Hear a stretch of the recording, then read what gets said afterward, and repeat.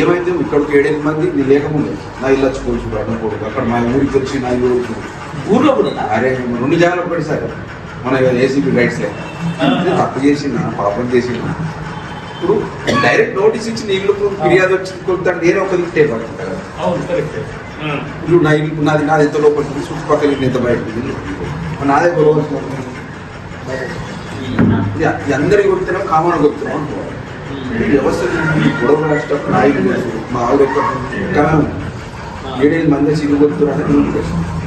ఎందుకు కొడుతుంది సార్ ఎవరో ఆఫీస్కి వచ్చినట్టే అది వెళ్ళిపోవడం ఇంత నా జీవితంలో ఇంత నిర్బంధం అప్పుడు